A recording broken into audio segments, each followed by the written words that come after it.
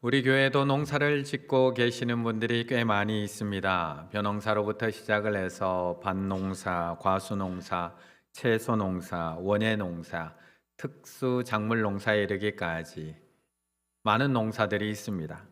그런데 그 가운데 가장 어려운 농사가 무엇이냐 물어보면 우리가 너무나 잘 알고 있듯이 자식 농사입니다. 다들 결혼하기 전에는 큰 소리 칩니다. 나는 엄마처럼 애 안 키울 거라고 늘 큰 소리 칩니다. 나는 아빠처럼 그렇게 자식들 키우지 않을 거라고. 아이를 낳기 전까지는 다 자신감이 넘칩니다. 그런데 아이를 낳는 그 순간부터 우리는 깨닫게 됩니다. 우리 엄마 대단했네. 우리 아빠 대단했네. 세상에 가장 어려운 것이 자식 농사라는 것을 그때부터 깨닫게 됩니다. 내 마음대로 안 되는 것이 바로 이 자식 농사구나. 그러면서 우리는 하나님 앞에 점점 겸손해지게 됩니다. 불과 몇 년 전까지만 해도 정말 잘 나가던 정치인 한 분이 있습니다. 남경필 전 경기도지사. 그의 아버지는 남평우 전 국회의원이었습니다.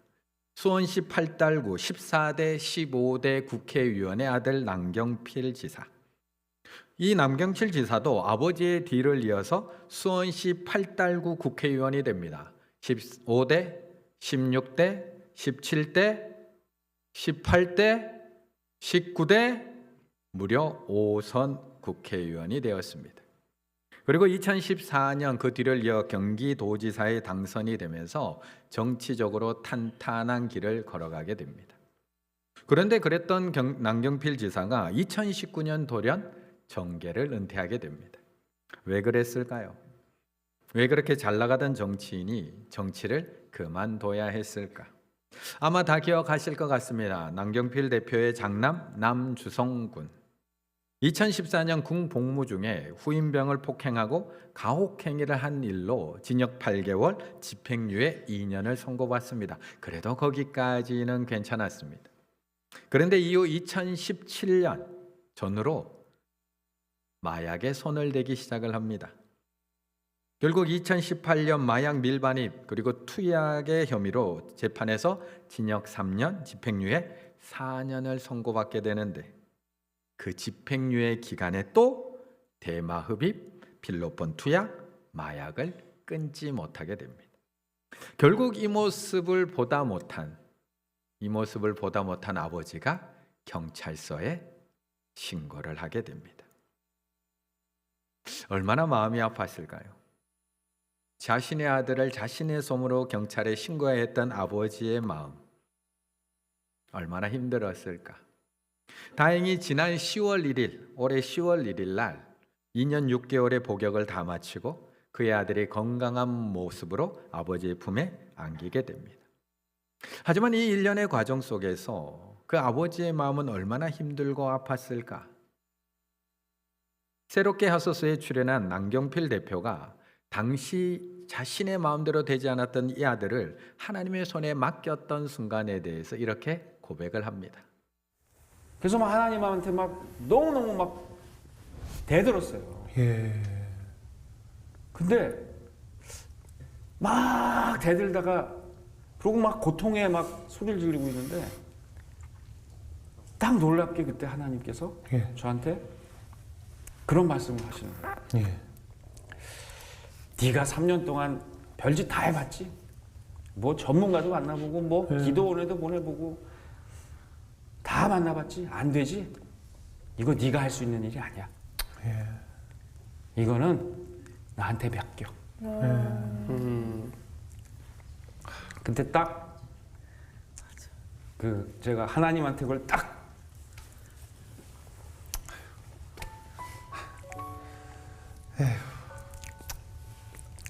제가 아무것도 못합니다. 네.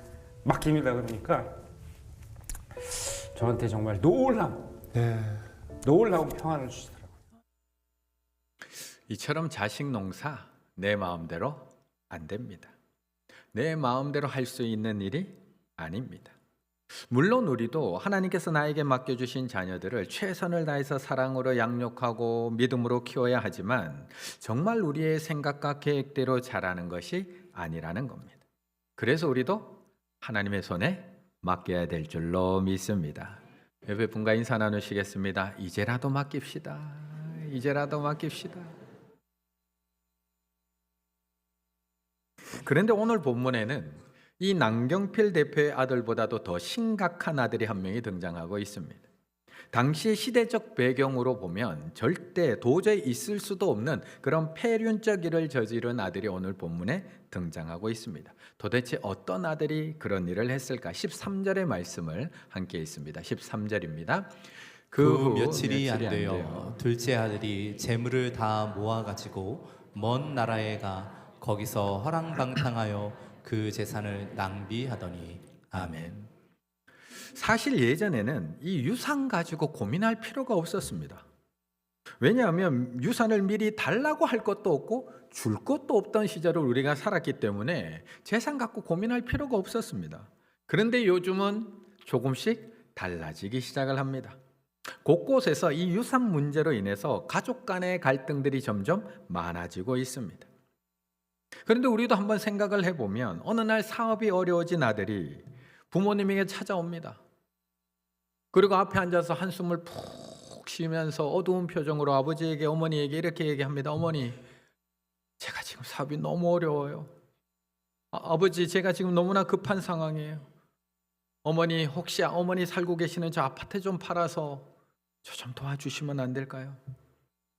아버지, 저 지금 너무나 힘들어요. 아버지, 월세 나오는 그 가게 있잖아요. 그 가게 좀 팔아서 이번 한 번만, 딱 한 번만 저 도와주시면 안 돼요, 아버지? 제가 지금까지 아버지에게 이런 부탁 드려본 적이 없잖아요. 아버지, 딱 한 번만, 이번만 도와주시면 안 돼요? 아버지, 애들이 이제 학교도 가야 되고 내년에는 큰애 대학도 들어가야 되는데, 아버지, 고향에 그 땅 있잖아요, 산. 그거 좀 팔아서 저 좀 도와주시면 안 될까요?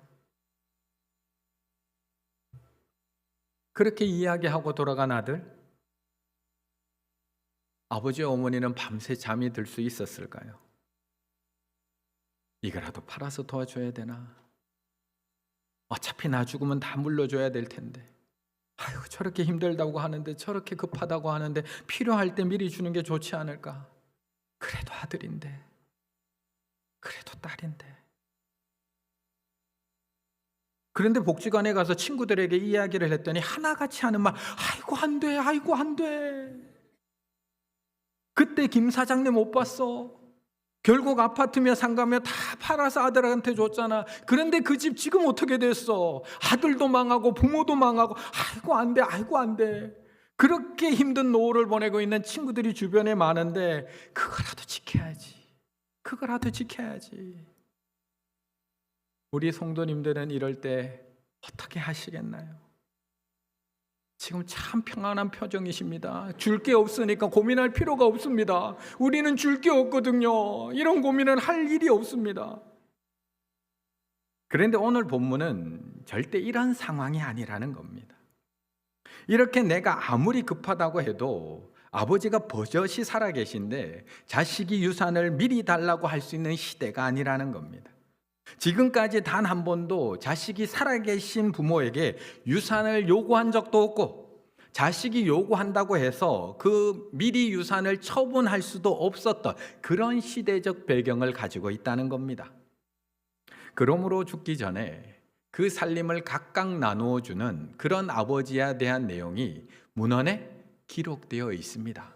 그런데 앞에 보시면 그러므로 죽기 전에 자식에게 재산을 나눠준 이야기가 문헌에 기록되어 있습니다. 하지만 내가 알기로는 놀라운 사실, 오늘 이 탕자의 비유를 제외하고는 고대로부터 현대에 이르기까지 중동의 모든 문헌에는 아버지가 건강하게 살아 계신데도, 죽기 전 말고요, 건강하게 살아 계신데도 아버지에게 유산을 나누어 달라고 요구하는 아들은 한 번도 그런 예가 기록된 적이 없었다는 겁니다.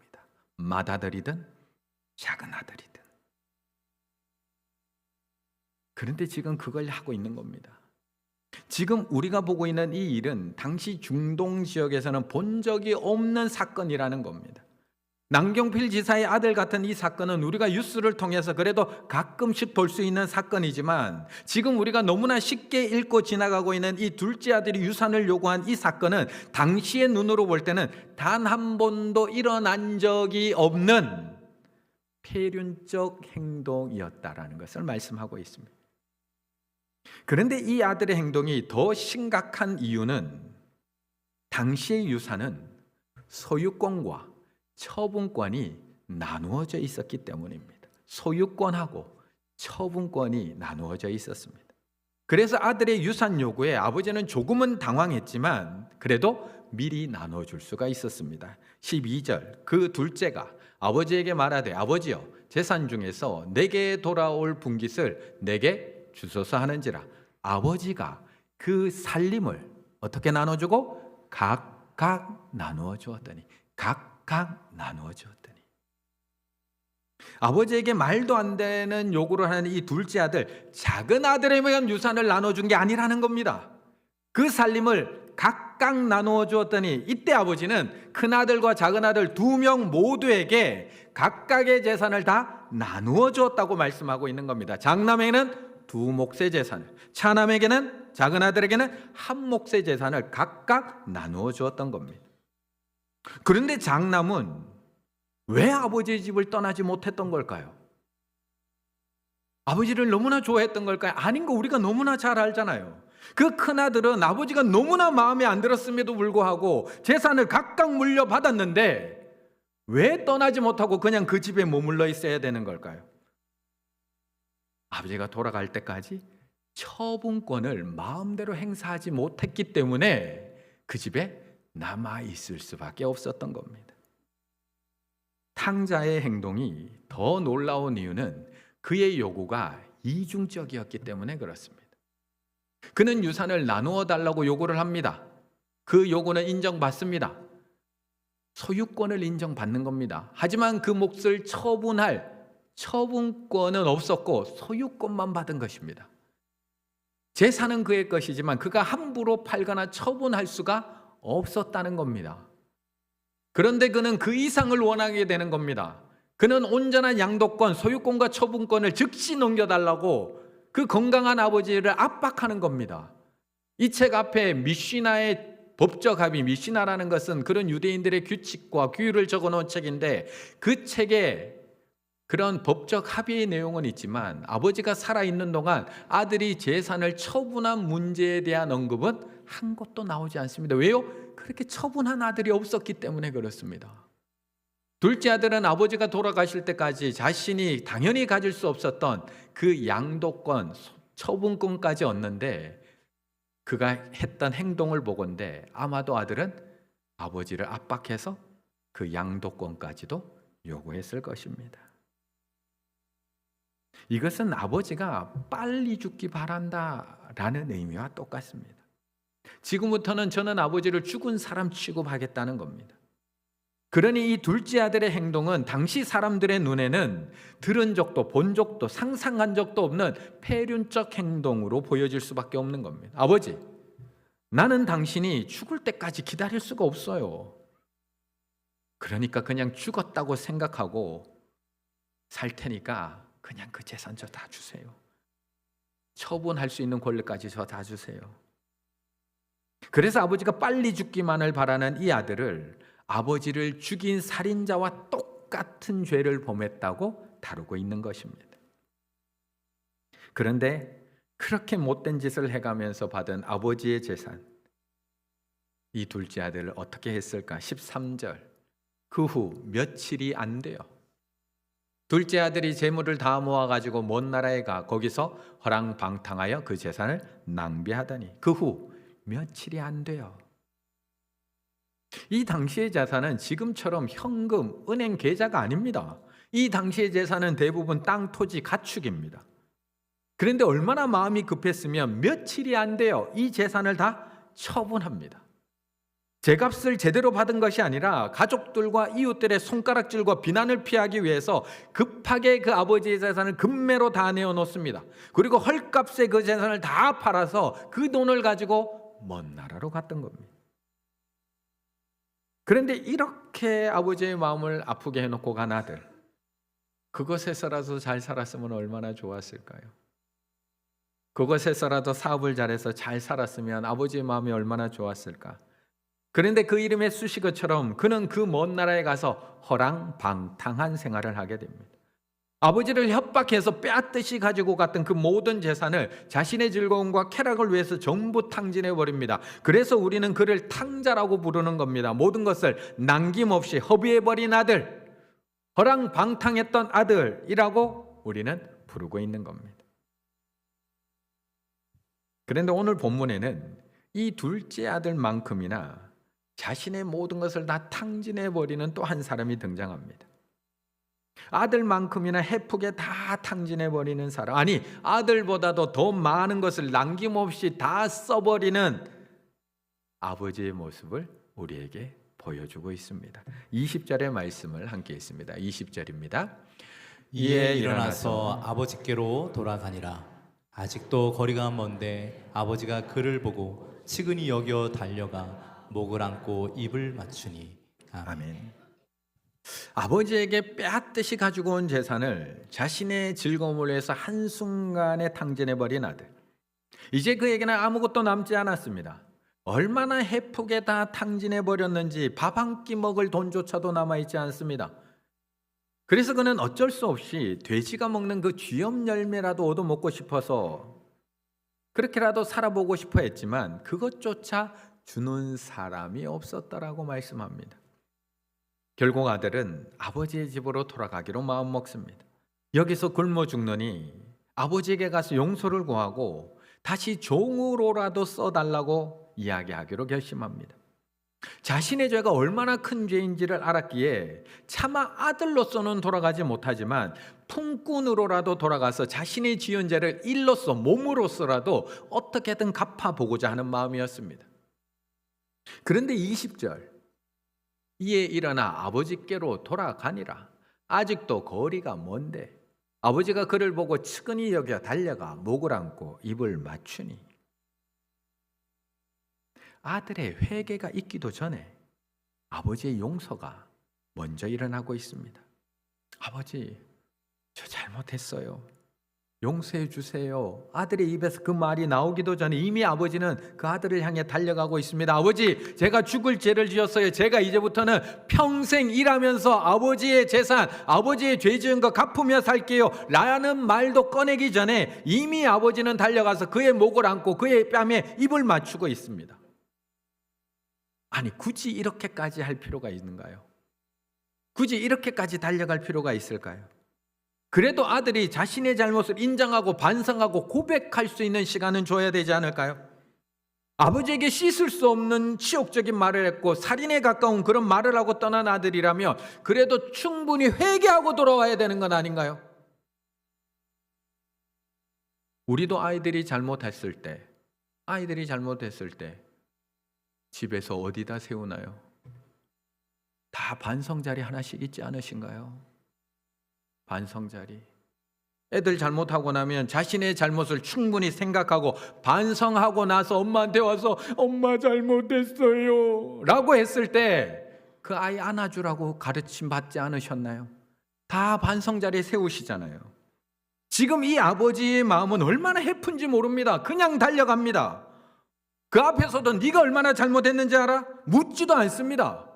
네 잘못 네가 알지. 집 따라보니까 고생이지. 아니요, 묻지도 않습니다. 아직 거리가 먼데 무작정 달려가서 목을 안고 입을 맞추고 있습니다. 물론 당시 이 유대 사회의 규율과 처벌을 생각해 보자면 이런 아버지 행동 충분히 이해도 됩니다. 탈무드에 보게 되면 예수님 이 시대의 유대인들은 재산을 탕진하고 온 자녀에게 처벌하는 전통이 있었습니다. 그 처벌의 전통을 뭐라고 불렀다고요? 케차차. 차차차 말고요. 자꾸 차차차. 네. 케차차라는 처벌이 있었습니다. 마을 사람들이 큰 항아리를 가져와서 태운 곡식을 거기에 가득 채운 다음에 그 죄를 지은 그 탕자의 앞에서 그 항아리를 깨트립니다. 그리고 이 사람은 자기 사람들과의 모든 관계가 다 끊어졌다, 이렇게 깨어졌다라고 외치는 의식이 케차차입니다. 그 후에 마을 사람들은 그 사람에 대해서 모든 관계를 끊습니다. 없는 사람 취급한다는 겁니다. 본체 만체 무시하는 행동을 하는데 이 처벌, 공동체에서 마치 없는 사람 취급하는 이 처벌이 바로 케차차라는 처벌입니다. 둘째 아들이 돌아왔을 때 동네 사람들은 당연히 이 처벌이 일어날 거라고 기대하고 있었습니다. 아니, 그의 형도 동생의 아버지와 동네 사람들로부터 이런 처벌을 받기를 원하고 있었습니다. 케차차의 법에 따라서 마을의 모든 이가 그를 멸시하고 저주하게 될 것이라고 생각하고 있었다는 겁니다. 그런데 이 아버지는 둘째 아들이 그 마을 입구에서 이런 처벌과 멸시를 받기 전에 달려가고 있는 겁니다. 동네에 들어오면 마을 사람들로부터 이 처벌을 받아야 되기 때문에 들어오기도 전에 사람들의 무시와 저주를 받기 전에 그를 향해 달려가고 있는 겁니다. 그리고 그의 목을 안고 입을 맞추면서 사람들로부터 받아야 될 그 저주와 멸시를 이 아버지가 자신의 몸으로 받아내고 있는 겁니다. 막아서고 있는 겁니다. 그런데 아버지의 낭비적 사랑은 여기서도 멈추지 않습니다. 그냥 말로만 받아주는 것으로 끝나지 않습니다. 22절, 23절. 아버지는 종들에게 이르되 제일 좋은 옷을 내어다가 입히고 손에 가락지를 끼우고 발에 신을 신기라. 그리고 살찐 송아지를 끌어다가 잡으라. 우리가 먹고 즐기자. 계속해서 이 아버지는 남김없이 다 써버립니다. 무모할 정도로 낭비하기 시작을 합니다. 자신의 제일 좋은 옷을 가져다가 입힙니다. 이제는 품꾼이 아니라 아들의 신분으로 그를 돌려놓습니다. 그리고 손에 가락지를 끼워줍니다. 벌써 자신의 몫을 가져가서 다 탕진해버린 아들임에도 불구하고 상속자의 신분과 권리를 다시 회복시켜줍니다. 거기다가 그의 발에다가 신발을 신겨주면서 더 이상 이 아들은 너희들이 무시할 종이 아니라 내 아들이라는 것을 그 모습을 통해 보여줍니다. 그런데 거기다가 살찐 송아지까지 잡아서 동네 잔치까지 벌여줍니다. 아버지의 재산을 다 탕진하고 돌아온 둘째 아들을 위해서 살찐 송아지를 잡고 동네 잔치를 벌여서 이 기쁨을 마을 사람들과 함께 나누면서 내 아들이 다시 그 아들의 신분이 회복되었고 다시 살아났다는 것을 동네 사람들에게 공식적으로 알려주고 있는 겁니다. 그런데 정말 이렇게까지 할 필요 있을까요? 저희 아들도 지난주 중 금요일 날 집으로 왔습니다. 이제 축구 선수 생활 다 정리하고 6년 만에 숙소 생활 정리하고 집으로 돌아왔습니다. 그래서 저희 집도 어제 파티를 했습니다. 족발을 시켜서 같이 파티를 했습니다. 그런데 이렇게까지 해줄 필요가 있는 아들일까요? 우리였다면 정말 이렇게까지 했을까요? 정말 자신의 재산을 남김없이 다 써버리고 돌아온 탕자들에게,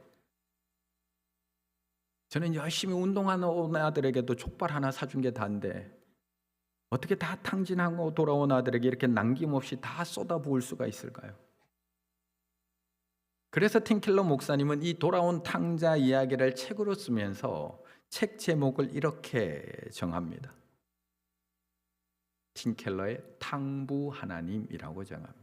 탕부 하나님. 그런데 위에 영어의 제목을 보면 The Prodigal God이라고 적혀 있습니다. The Prodigal God. 프로디걸, 무모할 정도로 헤프게 베푸는 탕부 하나님. 남김없이 자신의 것을 다 써버리는 탕부 하나님. 둘째 아들이 아버지의 재산을 남김없이 다 써버리고 돌아온 탕자인 것처럼 그의 아버지도 자신의 아들을 위해서 남김없이 다 써버리는 탕부 하나님이라는 겁니다. 우리를 사랑하시는 우리 하나님 아버지도 우리를 위해서 무모할 정도로 모든 것을 다 쏟아부으시는 탕부 하나님, 우리를 멸시와 저주로부터 보호하기 위해서 자신의 모든 것을 다 던져서 쏟아부으셔서 살리시는, 낭비하시는 하나님이라는 겁니다. 그렇다면 우리 하나님께서 이 정도만 낭비하셨을까요? 여기까지만 쏟아부으셨을까요? 우리의 탕부 하나님은 여기서 멈추셨을까요? 28절의 말씀을 같이 읽습니다. 28절입니다. 그가 노하여 들어가고자 하지 아니하거늘 아버지가 나와서 권한대. 아멘. 사실 오늘 본문은 돌아온 탕자라는 제목으로 우리에게 너무나 잘 알려진 본문입니다. 그런데 오늘 예수님이 들려주는 이 비유는 하나의 비유로 구성된 말씀이 아니라 세 개의 비유로 함께 구성된 말씀입니다. 1절부터 시작되는 오늘 말씀은 세리와 죄인들과 함께 하시는 예수님의 모습을 보면서 수군거리고 비난하고 정죄하고 있는 바리새인과 서기관들에게 들려주시는 예수님의 비유의 말씀입니다. 그래서 3절에 이렇게 얘기하는 겁니다. 예수께서 그들에게, 그렇게 정죄하는 그들에게 이 비유로 이르시되, 비유로 이르시는 겁니다. 여기서 타용되는 이 비유라는 단어는 단수명사, 단수로 사용됐습니다. 하나의 비유라는 겁니다. 그런데 이어지는 세 개의 비유가 쭉 이어집니다. 결국 그 세 개가 하나의 내용을 담고 있다는 겁니다. 4절부터 이어지는 잃어버린 양 한 마리의 비유, 8절부터 이어지는 한 드라크마, 잃어버린 동전 하나의 비유, 그리고 11절부터 이어지는 잃어버린 한 아들, 돌아온 탕자 비유가 각각 다른 비유가 아니라 하나의 의미를 담고 있는 하나의 비유라는 것을 말씀하고 있다는 겁니다. 그렇다면 예수님이 들려주시는 이 세 개의 비유 안에는 어떤 하나의 내용이 담겨 있는 걸까? 참 재미있게도 모든 비유 안에는 잔치가 벌어집니다. 6절, 9절. 집에 와서 그 복과 이웃을 불러 모으고 말하되 나와 함께 즐기자. 나의 잃은 양을 찾아내었노라 하니라. 양 한 마리 찾아놓고 잔치하고 있습니다. 또 찾아낸 즉 복과 이웃을 불러 모으고 말하되 나와 함께 즐기자. 이런 드라크마를 찾아내었노라 하리라. 통전 하나 찾아놓고 잔치 벌이고 있습니다. 이런 바보 같은 주인이 어디 있습니까? 99마리를 두고 잃어버린 양 한 마리를 찾아 나서는 것도 무모한 주인이지만 잃어버린 양 한 마리 찾아다 놓았다고 동네 사람들 다 불러서 잔치하는 주인이 어디 있습니까? 이어지는 동전 하나 잃어버린 주인, 한 드라크마, 지금으로 환산해 보면 10만 원에서 15만 원 하루 일당 내는 그 드라크마를 찾은 주인. 그런데 그 동전 하나 찾았다고 동네 사람들 다 불러서 장치를 벌이고 있습니다. 이걸 보고 우리는 배보다 배꼽이 더 크다고 이야기하는 행동입니다. 이건 아예 탕진하려고 작정한 주인이 아니고서는 이런 낭비를 할 수가 없습니다. 야, 너 오늘 10만 원 찾았다며? 야, 오늘 밥 사. 잔치해야지, 잔치. 교인들 밥 한번 먹여야지. 누가 이런 무모한 짓을 하냐는 겁니다. 그런데 이 주인은 모든 것을 남김없이 다 써버리고 있는 겁니다. 그리고 오늘 본문 돌아온 탕자 비유를 통해서 그 정도로 끝나지 않는 탕부 하나님의 모습을 우리에게 보여주고 있습니다. 잃어버린 아들을 찾아서 잔치를 연 정도가 아니라 자신의 모든 것을 다 내어주고 있는 아버지의 모습을 우리에게 보여주고 있습니다. 자신을 욕하고 자신의 재산을 다 가지고 떠났던 그 아들을 위해서 자신의 체면도, 자신의 위신도, 자신의 자존심도, 사람들의 멸시와 그런 저주까지도 다 막아서고 있는 아버지, 그것도 모자라서 자신의 가장 좋은 옷, 반지, 신발, 거기다가 살찐 송아지까지 잡아서 돌아온 탕자를 위해서, 아들을 위해서 남김없이 다 쏟아부으시는 아버지의 모습을 우리에게 보여주고 있는 겁니다. 그런데 오늘 이 비유를 듣고 있는 사람, 들어야 되는 사람이 누구일까요? 예수님이 하시는 이 비유, 둘째 아들을 위한 비유일까요? 아니면 첫째 아들을 위한 비유일까요? 아까 앞에서 얘기 드렸듯이 2절의 말씀을 보면 바리새인과 서기관들이 수군거려 이르되 이 사람이 죄인을 영접하고 음식을 같이 먹는다 하더라. 그래서 그들에게 들려주시는 오늘의 비유라는 겁니다. 결국 이 비유는 첫째 아들에게 들려주시는 예수님의 비유입니다. 세리와 죄인과 같은 그런 동생을 받아들이지 못하는 첫째 아들, 돌아온 동생을 인정하지 못하는 첫째 아들, 동생을 위해서 잔치를 벌이신 아버지가 마음에 들지 않아서 집에 들어가지 않고 분노하고 서 있는 그 첫째 아들에게 들려주시는 비유라는 겁니다. 그렇다면 이 아버지가 그 첫째 아들에게는 어떻게 했을까요? 둘째 아들을 위해서는 그렇게 달려가고 다 쏟아부었는데 첫째 아들에게는 어떻게 했을까요? 28절, 그가 노하여 들어가고자 하지 아니하거늘. 첫째 아들도 집 밖에 나가 있는 겁니다. 아버지가 나와서 권한대. 나와서 권한대. 첫째 아들을 위해서도 아버지는 뛰어나가고 계십니다. 첫 번째로 필요한 것은 아버지의 주도적인 사랑입니다. 보다시피 아버지는 두 아들 모두에게 둘째 아들만 사랑한 거 아닙니다. 아버지의 마음을 잃어버린 첫째 아들도 사랑하십니다. 두 아들 모두에게 먼저 나가 사랑을 표현합니다. 그들을 모두 집안으로 들이기 위해서입니다. 아버지는 저만치 오고 있는 둘째 아들을 대문간에서 기다린 게 아닙니다. 아버지는 달려가서 그에게 입을 맞춥니다. 아들에게 자백할 겨를조차 주지 않습니다. 회개가 아니라 회개가 아버지의 사랑을 유발한 게 아니라 오히려 거꾸로입니다. 회개가 먼저가 아니라 아버지의 사랑이 먼저입니다. 아버지의 아낌없는 사랑 덕분에 아들이 참회를 표현하기가 훨씬 더 쉬워진 겁니다. 아버지는 분노와 원망을 품는 맏아들에게, 첫째 아들에게도 똑같이 나가십니다. 잔치에 들어오라고, 그리고 그 아들을 다독거립니다. 이 장면은 양날의 검과도 같습니다. 한편으로 가장 종교적이고 도덕적인 사람들도 똑같이 잃어버려진 상태이기 때문에 하나님의 주도적인 은혜가 필요함을 보여주고 있습니다. 또 한편으로는 바리새인에게도 아직 작은 희망이 남아있음을 보여주고 있습니다. 그래서 우리 아버지 되신 하나님은 오늘도 우리에게 아낌없이 다 내어주고 계십니다. 돌아온 탕자를 위해서 자신의 체면도 위신도 자존심도 다 내어주신 아버지는 아직도 우리를 위해서 남김없이 계속해서 내어주고 계십니다. 자신의 가장 좋은 옷, 가락지 신발, 살찐 송아지까지도 다 내어주신 하나님께서는 오늘도 우리를 위해서 자신의 하나밖에 없는 아들까지도 심지어 내어주고 계시다는 겁니다. 집안에 있는 잃어버린 아들, 아주 종교적이며 도덕적인 그런 첫째 아들도 포기하지 않고 집 밖으로 나와서 그에게 들어오라고 권하고 계십니다. 돌아오지 못했던 그 둘째 아들에게만 먼저 달려나가신 것이 아니라 그 아들에게 달려나가신 것처럼 들어올 마음이 없는 첫째 아들을 위해서도 예수 그리스도를 통해 먼저 손 내밀어 주고 계시는 겁니다. 그렇다면 누가 정말 남김없이 모든 것을 다 탕진해버린 사람일까요?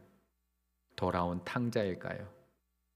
아니면 오늘도 남김없이 다 내어주고 계신, 아들까지도 내어주고 계신 우리 하나님일까요? 하나님은 오늘도 무모할 정도로 우리를 사랑하고 계십니다. 우리의 고백보다 아버지의 포옹이 더 빠릅니다. 우리의 나아감보다 아버지의 달려옴이 훨씬 더 빠릅니다. 우리의 회개보다 아버지의 용서가 훨씬 더 빠르고요, 우리의 행동보다 아버지의 사랑이 훨씬 더 빠르고, 우리의 노력보다 하나님 아버지의 은혜가 훨씬 더 빠른 줄로 믿습니다. 대림절 두 번째 주일을 보내며 아직도 집 밖에 서 있는 나를 위해 자신의 아들까지도 아낌없이 내어주시는 탕부 하나님, 그 하나님의 사랑을 마음에 새기시고 그 사랑으로 이제 세상으로, 가정으로, 회사로 돌아가셔서 아직도 부족한 동생, 아직도 연약한 동생, 아직도 돌아오지 못한 동생을 사랑으로 품어내실 수 있는 우리 충일의 가족들 다 되시기를 간절히 바라겠습니다.